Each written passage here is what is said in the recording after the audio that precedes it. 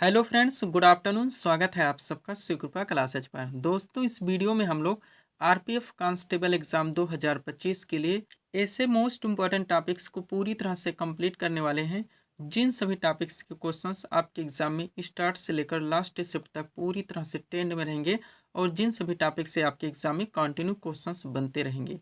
तो अगर इन सभी टॉपिक्स को दोस्तों आप लोग अच्छे से प्रिपेयर करके चलते हैं तो यकीन कीजिएगा आपका एग्जाम दोस्तों किसी भी शिफ्ट में पड़ता है, ज़्यादा से ज़्यादा क्वेश्चंस आपके जीके जीएस और करंट अफेयर्स के पूरी तरह से क्लियर रहेंगे। तो चलिए दोस्तों, सीधे टॉपिक्स की ओर चलते हैं हम लोग। पहला क्वेश्चन हमारे सामने है, देखेंगे किस टॉपिक से रखा गया है।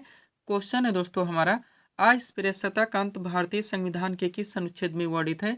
करेक्ट आंसर होगा अनुच्छेद 17 में। जीके का पहला क्वेश्चन दोस्तों हमारा किस टॉपिक से लग गया है? मूल अधिकार से, यानी कि फंडामेंटल राइट्स से, जो कि आपका सुपर टॉपिक रहेगा आपके एग्जाम में दोस्तों। कंटिन्यू हर शिफ्ट में यहाँ से 2 से 3 क्वेश्चंस बनते रहेंगे। तो कंप्लीट सीट आपके सामने लगा दी गई है। अगर इस सीट को आप लोग अच्छे से प्रिपेयर करके चलते हैं तो इस टॉपिक से रिलेटेड कोई भी क्वेश्चंस आपके एग्जाम में किसी भी फॉर्मेट, किसी भी टेंट से पूछे जाते हैं, क्वेश्चन आपसे मिस होंगे और ना ही एग्जाम में आपको तुक्का लगाना पड़ेगा। तो चलिए दोस्तों, इस सुपर टॉपिक्स को हम लोग पूरी तरह से कंप्लीट करना शुरू करते हैं। क्वेश्चन था हमारा, अस्पृश्यताकांत भारतीय संविधान के किस अनुच्छेद में वर्णित है? करेक्ट आंसर होगा अनुच्छेद 17 में।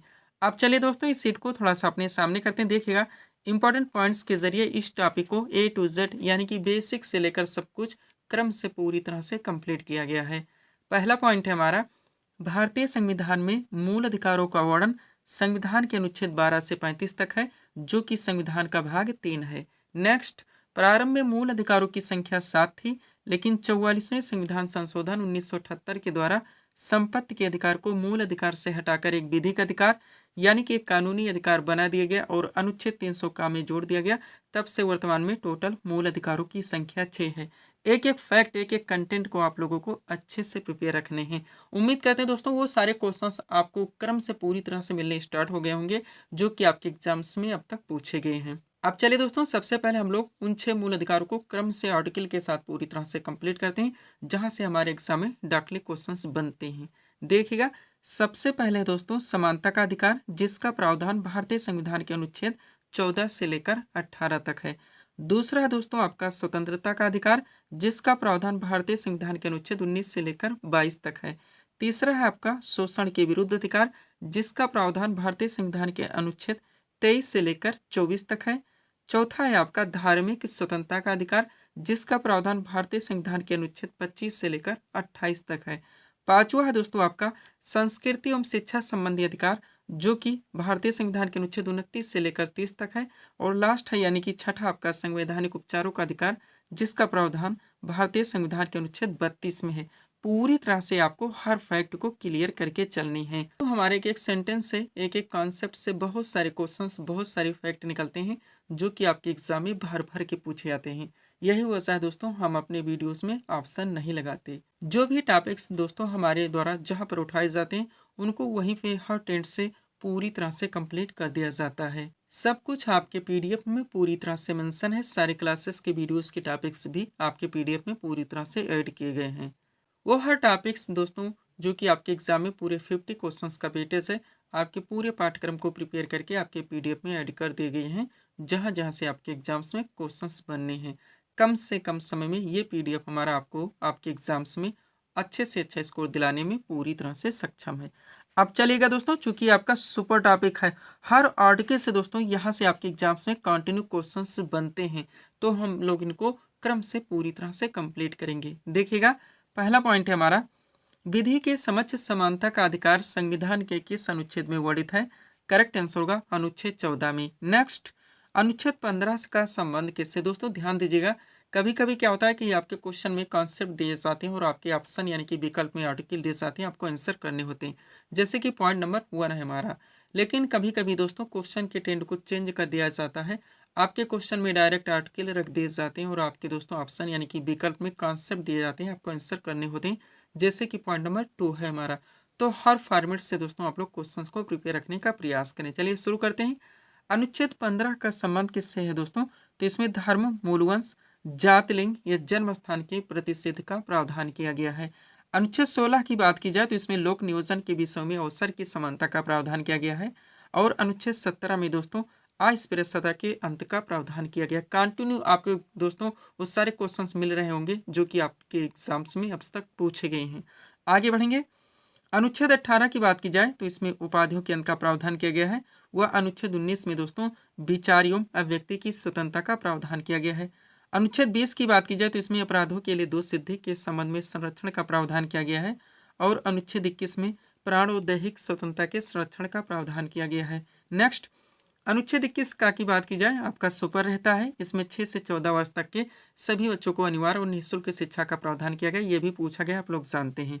नेक्स्ट, अनुच्छेद 23 की बात की जाए तो इसमें मानव दुर्व्यापार एवं बलात्श्रम का प्रतिषेध किया गया है। वह अनुच्छेद 24 में कारखानों आदि में बालकों के नियोजन का प्रतिषेध किया गया है। अनुच्छेद 29 की बात की जाए तो इसमें अल्पसंख्यक वर्गों के हितों के संरक्षण का प्रावधान किया गया है।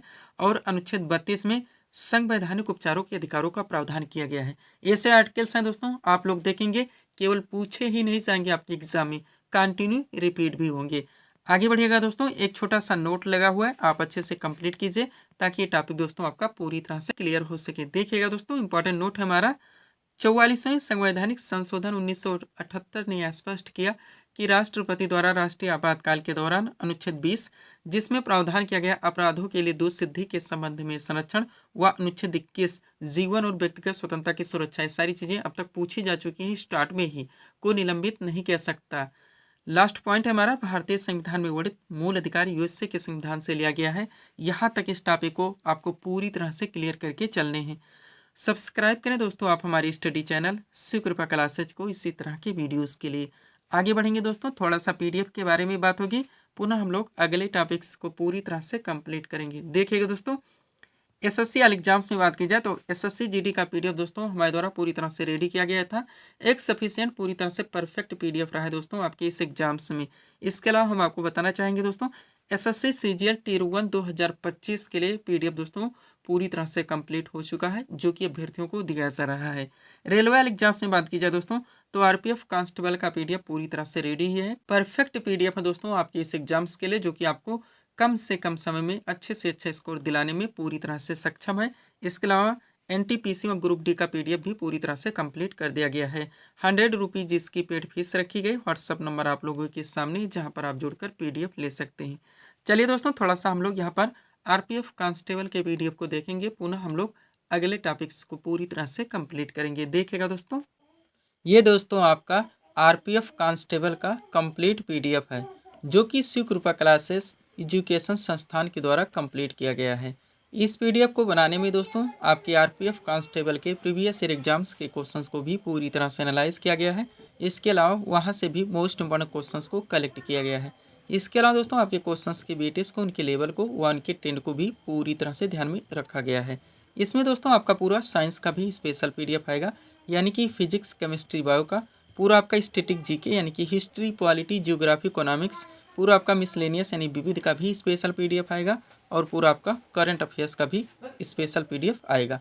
आपके एग्जाम्स में दोस्तों इन सभी टॉपिक से जो आपके एग्जाम में पूरा 50 क्वेश्चंस का वेटेज है, हमारा पीडीएफ आपके एग्जाम में कम से कम समय में अच्छे से अच्छा स्कोर दिलाने में पूरी तरह से सक्षम है।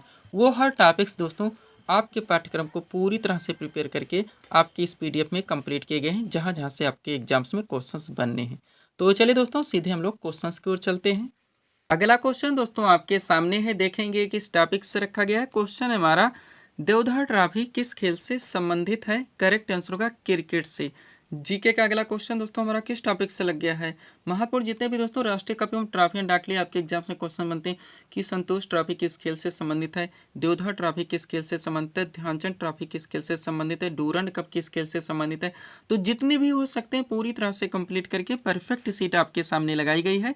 अच्छे से आप लोगों को प्रिपेयर करके चलने हैं। चलिए शुरू करते हैं हम लोग। क्वेश्चन था हमारा, देवधर ट्रॉफी किस खेल से संबंधित है?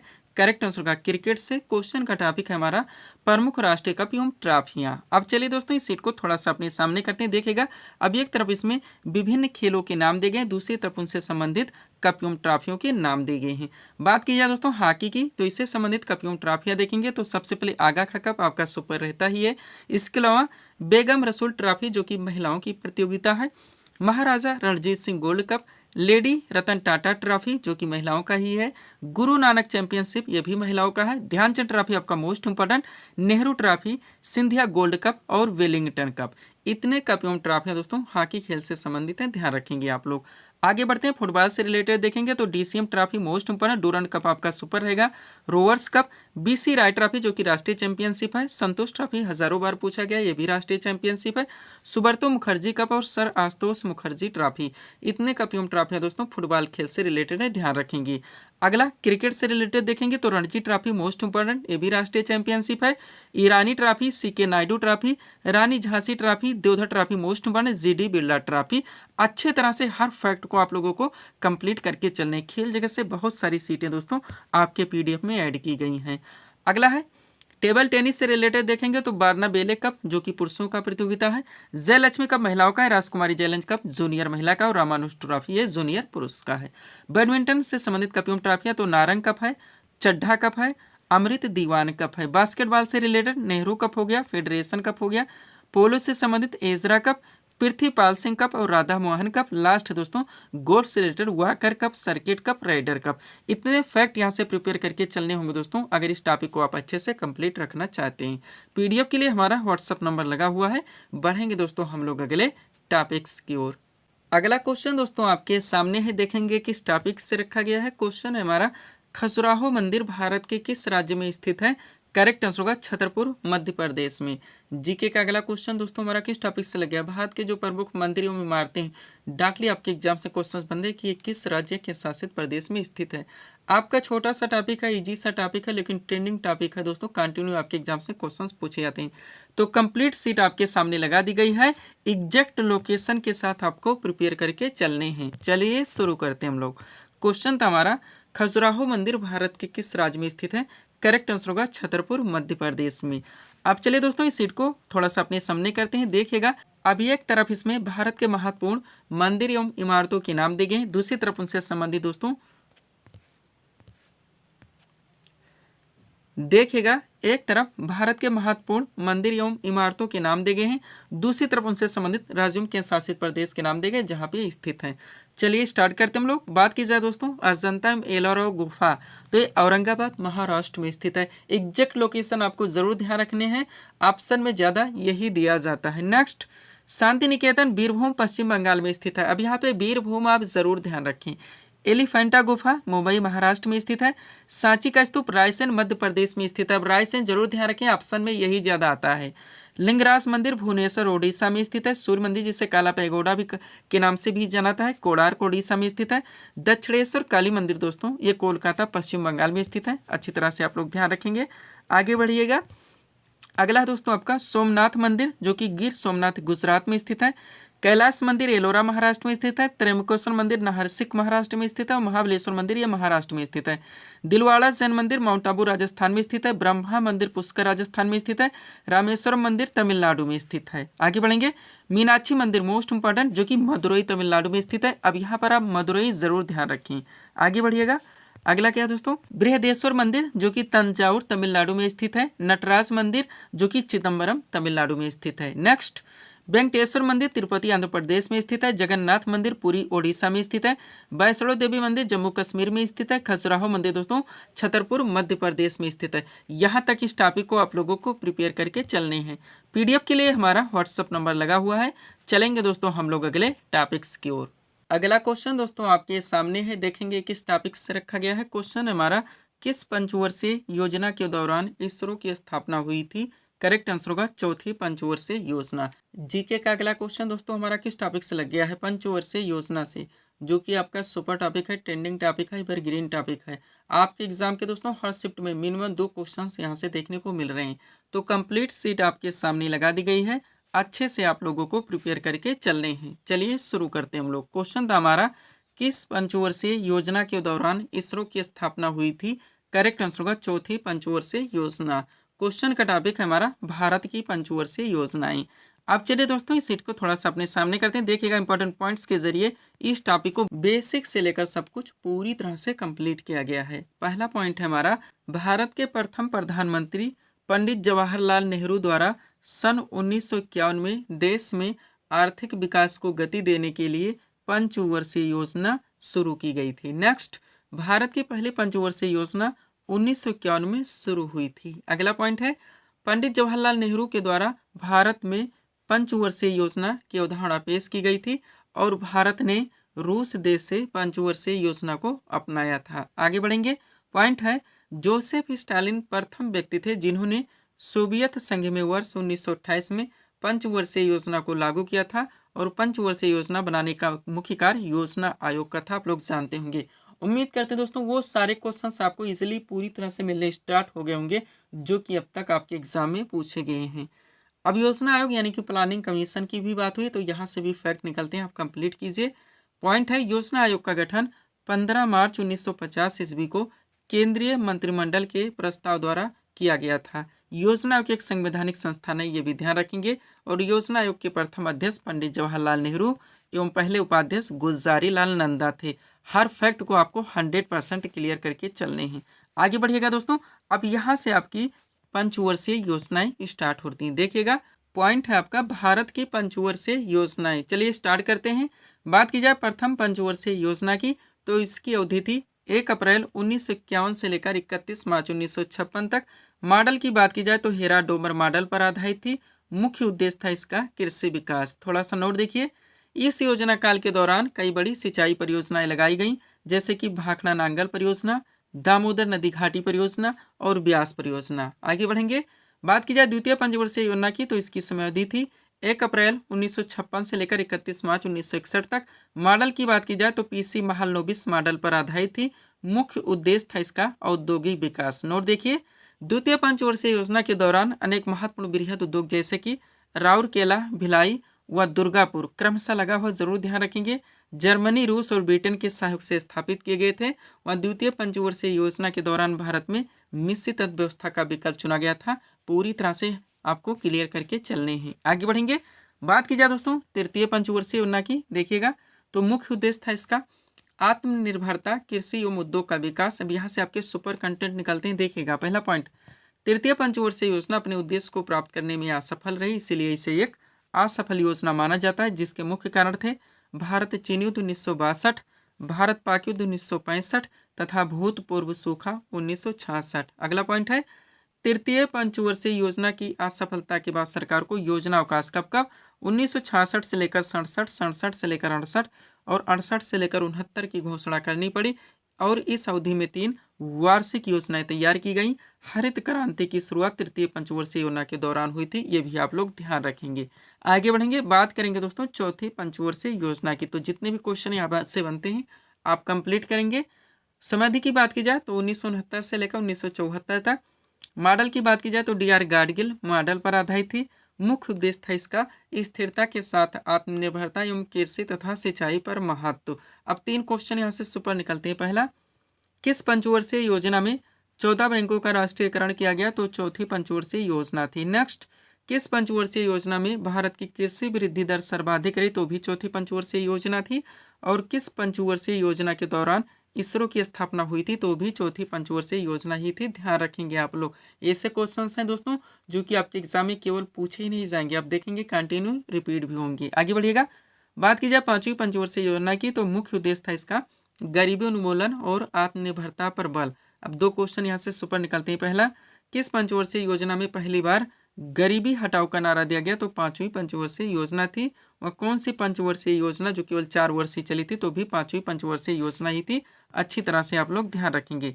बात करेंगे दोस्तों छठी पंचवर्षीय योजना की, देखिएगा समयावधि थी इसकी 1980 से 1985। मुख्य उद्देश्य था इसका गरीबी उन्मूलन और रोजगार में वृद्धि। अब यहाँ से सुपर कंटेंट आपके निकलते हैं। पहला, किस पंचवर्षीय योजना में समन्वित ग्रामीण विकास कार्यक्रम शुरू हुआ, तो छठी पंचवर्षीय योजना थी।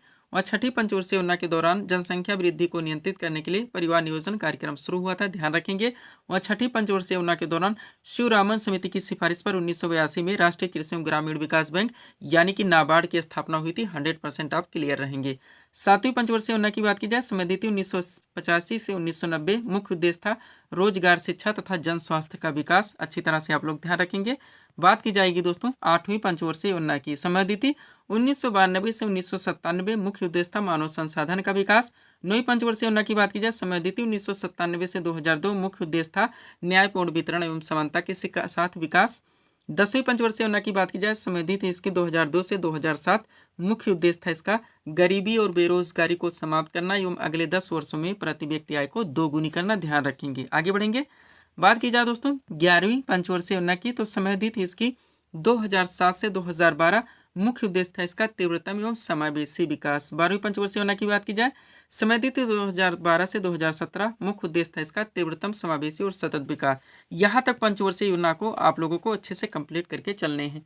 इसके बाद में आप लोग जानते हैं दोस्तों पंचवर्षीय योजना समाप्त कर दी गई।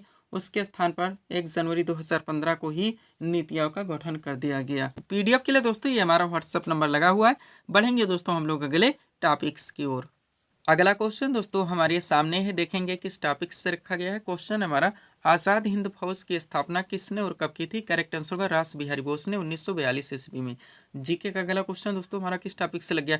जितने भी दोस्तों सामाजिक और धार्मिक आंदोलन है और समाज सुधारक हैं, डाकली आपके एग्जाम में क्वेश्चन बनते हैं कि ब्रह्म समाज की स्थापना किसने की थी, आर्य समाज की स्थापना किसने की थी, सत्यशोधक समाज की स्थापना किसने की थी, रामकृष्ण मिशन की स्थापना किसने की थी। तो यहाँ पे दोस्तों संस्थापक के साथ साथ स्थापना वर्ष भी मेंशन करके कंप्लीट सीट आपके सामने लगाई गई है। अच्छे से आप लोगों को प्रिपेयर करके चलने हैं।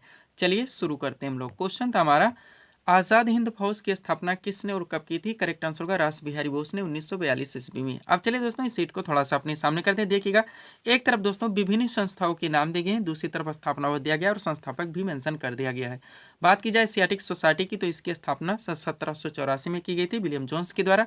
आत्मीय सभा की स्थापना 1815 में हुई थी राजा राम मोहन राय के द्वारा। वेदांत कॉलेज की स्थापना 1825 में हुई थी राजा राम मोहन राय के द्वारा। और ब्रह्म समाज की स्थापना 1828 में हुई थी राजा राम मोहन राय के द्वारा। नेक्स्ट, तत्वबोधिनी सभा की स्थापना 1839 में हुई थी देवेंद्र ठाकुर के द्वारा। इंडियन एसोसिएशन की स्थापना 1876 में हुई थी आनंद मोहन बोस और सुरेंद्र नाथ बनर्जी के द्वारा।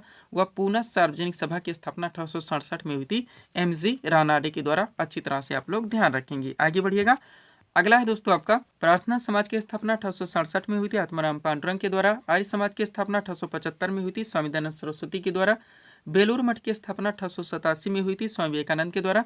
और रामकृष्ण मिशन की स्थापना 1897 में हुई थी स्वामी विवेकानंद के द्वारा। Next, servants of India society की स्थापना 1905 में हुई थी गोपाल कृष्ण गोखले के द्वारा। अभिनव भारत सोसाइटी की स्थापना 1904 में हुई थी विनायक दामोदर सावरकर के द्वारा। मुस्लिम लीग की स्थापना 1906 में हुई थी आगा खां सलीमुल्लाह खान के द्वारा। अनुशीलन समिति की स्थापना 1907 में हुई थी बारेंद्र घोष और भूपेंद्र दत्त के द्वारा। ध्यान रखेंगे आप लोग। आगे बढ़ते हैं। अगला क्या दोस्तों आपका, विश्व भारती जिसकी स्थापना 1912 में हुई थी रविन्द्रनाथ ठाकुर के द्वारा। गदर पार्टी की स्थापना 1913 में हुई थी लाला हरदयाल के द्वारा। हिंदू महासभा की स्थापना 1915 में हुई थी मदन मोहन मालवीय के द्वारा। और होम रूल लीग की स्थापना 1916 में हुई थी तिलक एवं एनी बेसेंट के द्वारा। नेक्स्ट, खिलाफत आंदोलन की स्थापना 1919 में हुई थी अली बंधु के द्वारा। स्वराज पार्टी की स्थापना 1923 में हुई थी मोतीलाल नेहरू एवं चित्तरंजन दास के द्वारा। राष्ट्रीय स्वयंसेवक संघ की स्थापना 1927 में हुई थी डॉक्टर हेडगेवार एवं बीएस मुंजे के द्वारा। वहाँ हिंदुस्तान सोशलिस्ट रिपब्लिकन आर्मी की स्थापना 1928 में हुई थी भगत सिंह एवं चंद्रशेखर आजाद के द्वारा। ध्यान रखेंगे आप लोग। आगे बढ़ते हैं। अगला है दोस्तों आपका, खुदाई खिदमतगार जिसकी स्थापना 1929 में हुई थी खान अब्दुल गफ्फार खां के द्वारा। फॉरवर्ड ब्लॉक की स्थापना 1939 में हुई थी सुभाष चंद्र बोस के द्वारा। आज़ाद हिंद फौज की स्थापना 1942 में हुई थी रास बिहारी बोस के द्वारा। और आज़ाद हिंद सरकार की स्थापना 1943 में की गई थी सुभाष चंद्र बोस के द्वारा। इस टॉपिक को यहाँ तक कंप्लीट करके चलने हैं। पीडीएफ के लिए हमारा व्हाट्सअप नंबर लगा हुआ है। चलेंगे दोस्तों हम लोग अगले टॉपिक्स की ओर। अगला क्वेश्चन दोस्तों आपके सामने है, देखेंगे किस टॉपिक से रखा गया है। क्वेश्चन है हमारा, दिल्ली सल्तनत का शासनकाल कब से कब तक था? करेक्ट आंसर होगा 1206 से लेकर 1526 ईस्वी तक।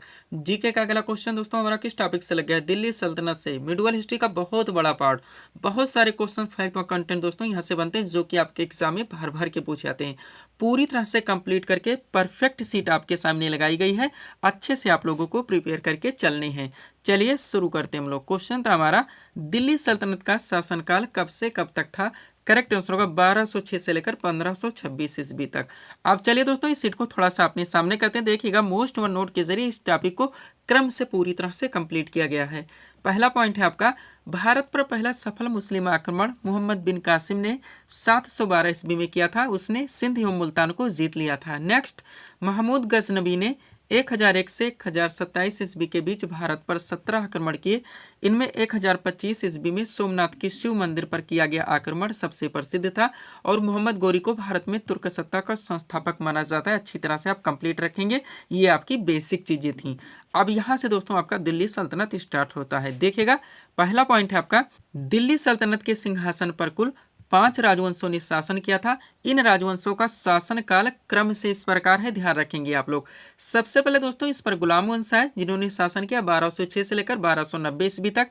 उसके बाद में खिलजी वंश है जिन्होंने शासन किया 1290 से लेकर 1320 ईस्वी तक। उसके बाद में तुगलक वंश है जिन्होंने शासन किया 1320 से लेकर 1414 ईस्वी तक। फिर दोस्तों इस पर सैयद वंश है जिन्होंने शासन किया 1414 से लेकर 1451 ईस्वी तक। और लास्ट में दोस्तों इस पर लोधी वंश है जिन्होंने शासन किया 1451 से लेकर 1526 ईस्वी तक। पूरी तरह से आपको कंप्लीट रखने हैं, एक क्वेश्चन की कीमत आप लोग जानते हैं।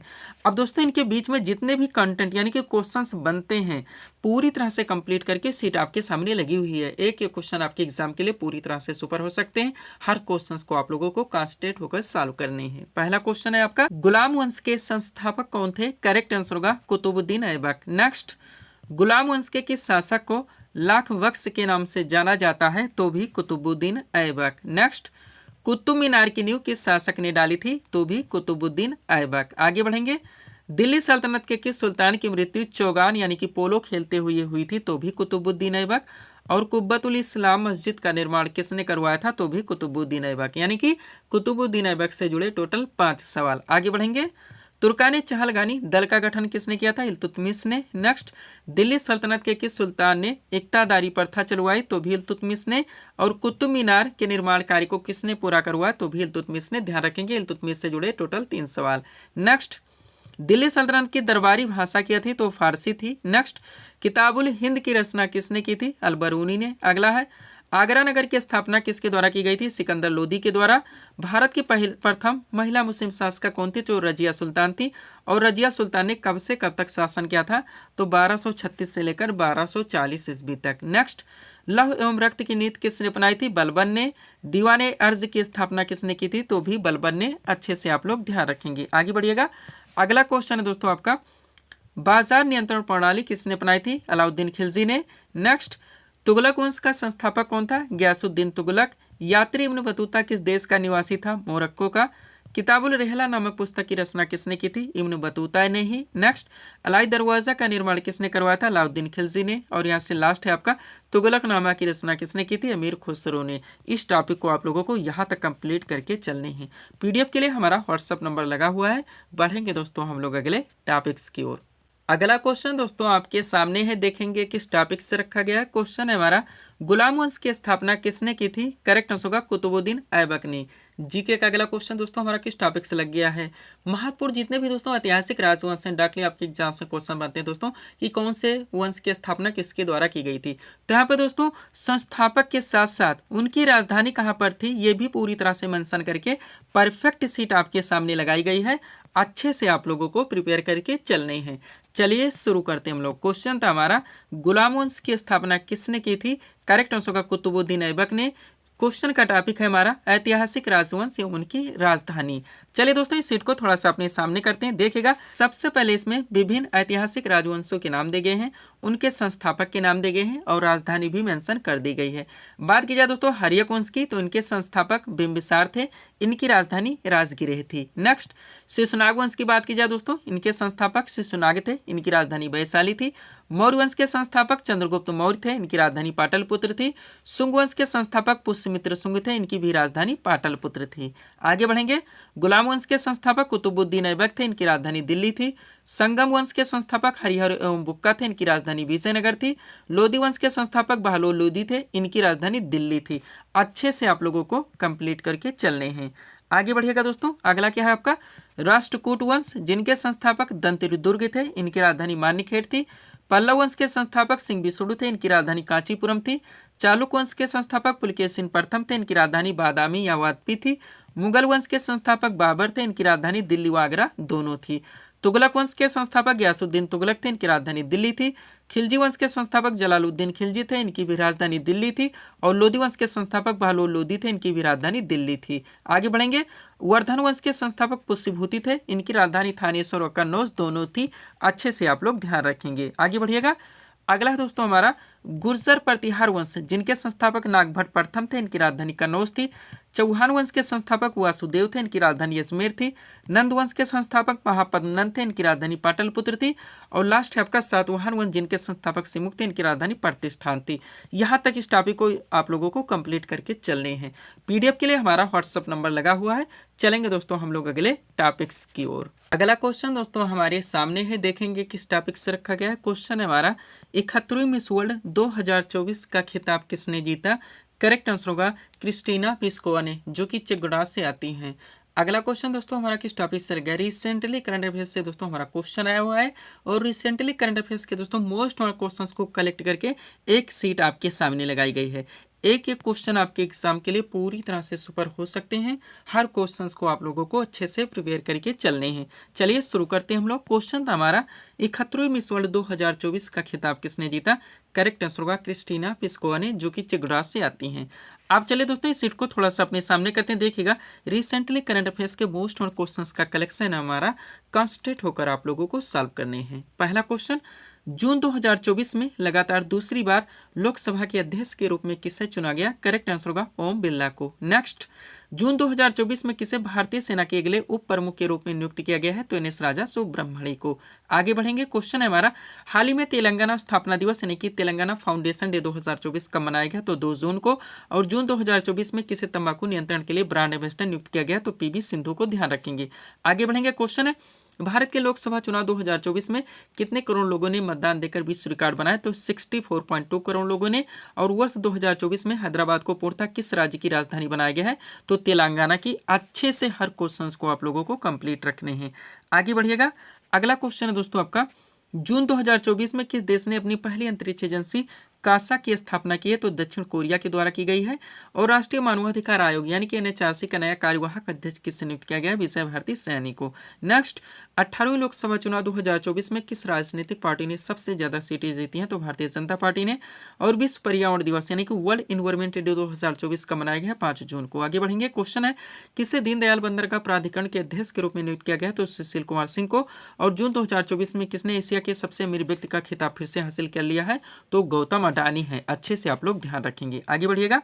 अगला क्वेश्चन है दोस्तों आपका, हिंदी साहित्य भारती पुरस्कार 2024 से किसे सम्मानित किया गया है। कृष्ण प्रकाश को। नेक्स्ट, विश्व दुग्ध दिवस यानी कि वर्ल्ड मिल्क डे 2024 का मनाया गया 1 जून को। और वर्ष 2024 में रिलायंस इंडस्ट्री द्वारा भारत के पहले मल्टी मॉडल लॉजिस्टिक्स पार्क का निर्माण कहाँ शुरू किया जाएगा। चेन्नई तमिलनाडु में। और विश्व तंबाकू निषेध दिवस 2024 का मनाया गया 31 मई को। जून 2024 में किसे राज्यसभा में सदन का नया नेता नियुक्त किया गया। जेपी नड्डा को। और अंतर्राष्ट्रीय नाविक दिवस 2024 हाल ही में कब मनाया गया है। तो ये 25 जून को। अच्छे से आप लोग ध्यान रखेंगे। आगे बढ़िएगा। अगला क्वेश्चन दोस्तों आपका, फ्रेंच ओपन 2024 में पुरुष एकल का खिताब किसने जीता। कार्लोस अल्कारेज ने। और विश्व खाद्य सुरक्षा दिवस यानी कि वर्ल्ड फूड सेफ्टी डे 2024 का मनाया गया 7 जून को। नेक्स्ट, जून 2024 में एप्पल को पछाड़कर दुनिया की दूसरी सबसे मूल्यवान कंपनी कौन सी बन गई। तो एनवीडिया है। और विश्व महासागर दिवस यानी कि वर्ल्ड ओशियन डे 2024 का मनाया गया 8 जून को। अच्छे से आप लोग ध्यान रखेंगे। पीडीएफ के लिए दोस्तों ये हमारा व्हाट्सअप नंबर लगा हुआ है। चलेंगे हम लोग रिसेंटली करंट अफेयर्स के अगले क्वेश्चन की ओर। अगला क्वेश्चन है दोस्तों आपका, T20 मैच में 500 छक्के लगाने वाले पहले भारतीय खिलाड़ी कौन बने हैं। तो रोहित शर्मा है। नेक्स्ट, इंडियन प्रीमियर लीग यानी कि आईपीएल 2024 का खिताब किसने जीता। तो कोलकाता नाइट राइडर्स ने जीता यानी कि केकेआर ने। नेक्स्ट, नॉर्वे शतरंज टूर्नामेंट 2024 में महिला एकल का खिताब किसने जीता। आर वैशाली ने। और कर्मचारी चयन आयोग यानी कि एसएससी के अध्यक्ष के रूप में किसे नियुक्त किया गया। राकेश रंजन को। वह भारत फ्रांस संयुक्त सैन्य अभ्यास नाम क्या, शक्ति 2024 का 7वां संस्करण कहाँ आयोजित किया जाएगा। तो उमरोई मेघालय में। और वर्ष 2024 में किसे लगातार लता मंगेशकर दीनानाथ पुरस्कार से सम्मानित किया गया है। तो टोटल 2 लोगों को किया गया है। ध्यान रखेंगे, एक है रणदीप हुड्डा और एक है अमिताभ बच्चन। अच्छे से हर क्वेश्चंस को आप लोगों को कंप्लीट रखने हैं। आगे बढ़िएगा। क्वेश्चन है आपका, वर्ष 2024 में आईसीसी T20 विश्व कप का ब्रांड एम्बेसडर किसे नियुक्त किया गया? तो उसेन बोल्ट और युवराज सिंह, 2 लोगों को, ये भी ध्यान रखेंगे। नेक्स्ट, प्रबोध सुबियांतो को किस देश का नया राष्ट्रपति नियुक्त किया गया? इंडोनेशिया का। विश्व विरासत दिवस यानी कि वर्ल्ड हेरिटेज डे 2024 का मनाया गया 18 अप्रैल को। और इंडियन प्रीमियर लीग यानी कि IPL 2024 में ऑरेंज कैप का खिताब किसने जीता? विराट कोहली ने। अंतर्राष्ट्रीय सौर गठबंधन यानी कि ISA का 99वां सदस्य कौन सा देश बन गया? तो स्पेन है। 2024 में 98वें ज्ञानपीठ पुरस्कार से किसे सम्मानित किया गया है? तो गुजरात जगत गुरु रामदासाचार्य को किया गया है। नेक्स्ट, भारतीय वायुसेना ने क्या दोस्तों वायु शक्ति 24 का अभ्यास का आयोजन कहाँ किया है? तो राजस्थान में किया गया है, ध्यान रखेंगे आप लोग। आगे बढ़िएगा। अगला क्वेश्चन है दोस्तों आपका, विश्व क्षय रोग दिवस 2024 हाल ही में कब मनाया गया? 24 मार्च को। नेक्स्ट, हिंद महासागर में भारतीय नौसेना के द्वारा शुरू किए गए ऑपरेशन का नाम क्या? तो ऑपरेशन संकल्प है। वहीं खतरों में 2024 का खिताब किसने जीता? क्रिस्टीना पिस्कोवा ने, जो कि चेक गणराज्य से आती हैं। नेक्स्ट, किस देश में विश्व की पहली हवाई टैक्सी सेवा का शुभारंभ किया गया? तो दुबई, संयुक्त अरब अमीरात में। और किस राज्य में 36वां राष्ट्रीय पुस्तक मेला का आयोजन किया गया? तो हैदराबाद, तेलंगाना में। नेक्स्ट, हिंदी पत्रकारिता दिवस 2024 हाल ही में कब मनाया गया? 30 मई को। और जून 2024 में 18वीं लोकसभा में विपक्ष के नेता यानी कि लीडर ऑफ अपोजिशन कौन बने? तो राहुल गांधी, ध्यान रखेंगे आप लोग। आगे बढ़िएगा दोस्तों। अगला क्वेश्चन है आपका, अंडर 17 एशियाई कुश्ती चैंपियनशिप 2024 में भारत ने कुल कितने पदक जीते? तो 11 पदक। नेक्स्ट, एक पेड़ मां के नाम अभियान की शुरुआत किसके द्वारा की गई? तो प्रधानमंत्री नरेंद्र मोदी के द्वारा। और जून 2024 में महासागरीय स्थिति रिपोर्ट 2024 के किसके द्वारा जारी किया गया? यूनेस्को के द्वारा। लोकसभा चुनाव 2024 में सबसे अधिक वोटों के अंतर से जीतने वाले सांसद तो शंकर लालवानी है। और जून 2024 में प्रसिद्ध अंबुबाची मेला किस राज्य में प्रारंभ हुआ? तो असम में। अच्छे से आप लोगों को ध्यान रखने हैं। आगे बढ़िएगा।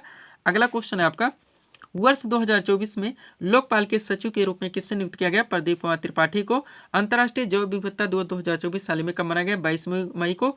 और आगरा मेट्रो के जामा मस्जिद में स्टेशन का नाम बदलकर क्या रखा गया है? तो मनकामेश्वर मंदिर मेट्रो स्टेशन किया गया है। और वैश्विक बौद्धिक संपदा सूचकांक 2024 में भारत किस स्थान पर रहा? तो 42वें स्थान पर। और भारत और किस देश के बीच संयुक्त सैन्य अभ्यास धर्म गार्जियन का आयोजन किया गया? तो जापान के बीच। वह किस देश में 3 दिवसीय अंतर्राष्ट्रीय गीता महोत्सव का आयोजन किया गया? तो श्रीलंका में किया गया है, ध्यान रखेंगे आप लोग। आगे बढ़िएगा। अगला क्वेश्चन दोस्तों आपका, विश्व वन्यजीव दिवस 2024 हाल ही में कब मनाया गया? 3 मार्च को। नेक्स्ट, मार्च 2024 में किस राज्य में चापचारकुर त्योहार मोस्ट अमर रहेगा? ये मिजोरम में मनाया गया, ध्यान रखेंगे। सीमा सुरक्षा बल यानी कि बीएसएफ की पहली महिला स्नाइपर कौन बनी? तो सुमन कुमारी हैं। और संसद सुरक्षा का प्रमुख किसे नियुक्त किया गया है? अनुराग अग्रवाल को। 5 करोड़ आयुष्मान कार्ड जारी करने वाला भारत का पहला राज्य कौन सा बना है? उत्तर प्रदेश। पाकिस्तान के 24वें प्रधानमंत्री कौन बने? शहबाज शरीफ। और तामस सुल्यूक किस देश के नए राष्ट्रपति बने हैं? तो हंगरी के, ध्यान रखेंगे आप लोग। बढ़ेंगे दोस्तों हम लोग अगले क्वेश्चन की ओर। अगला क्वेश्चन है आपका, महाराष्ट्र भूषण पुरस्कार 2024 से किसे सम्मानित किया गया? डॉक्टर प्रदीप महाजन को। वह किस राज्य में ताडोबा महोत्सव 2024 मनाया गया है? तो ये महाराष्ट्र में, ध्यान रखेंगे आप लोग। थोड़े से रिसेंटली करंट के क्वेश्चन और कंप्लीट करेंगे। देखिएगा, क्वेश्चन है, रोमन रोलैंड पुस्तक पुरस्कार 2024 से किसे सम्मानित किया गया? पंकज कुमार चटर्जी को। राष्ट्रीय सुरक्षा गार्ड यानी कि NSG का अतिरिक्त महानिदेशक किसे नियुक्त किया गया? दलजीत सिंह चौधरी को। किस राज्य में गृह मंत्री अमित शाह जी ने स्वामीनारायण मेडिकल कॉलेज का उद्घाटन किया है? तो गांधीनगर, गुजरात में। और मार्च 2024 में दुनिया के सबसे अमीर व्यक्ति कौन बने हैं? तो JF बेजोस है। नेक्स्ट, मार्च 2024 में किस राज्य सरकार ने विधवा पुनर्विवाह प्रोत्साहन योजना की शुरुआत की है? तो झारखंड के द्वारा की गई है। वह गर्भपात को संवैधानिक अधिकार बनाने वाला दुनिया का पहला देश कौन सा बना है? तो फ्रांस है। अच्छे से आप लोग प्रिपेयर रहेंगे। आगे बढ़िएगा। अगला क्वेश्चन है दोस्तों आपका, किस राज्य में प्रधानमंत्री नरेंद्र मोदी जी ने भारत की पहली अंडर वाटर मेट्रो सेवा का उद्घाटन किया है? तो कोलकाता, पश्चिम बंगाल में किया गया है। और राष्ट्रीय पंचायती राज दिवस 2024 कब मनाया गया है? 24 अप्रैल को। मार्च 2024 में संगीत कलानिधि पुरस्कार 2024 से किसे सम्मानित किया गया? TM कृष्णा को।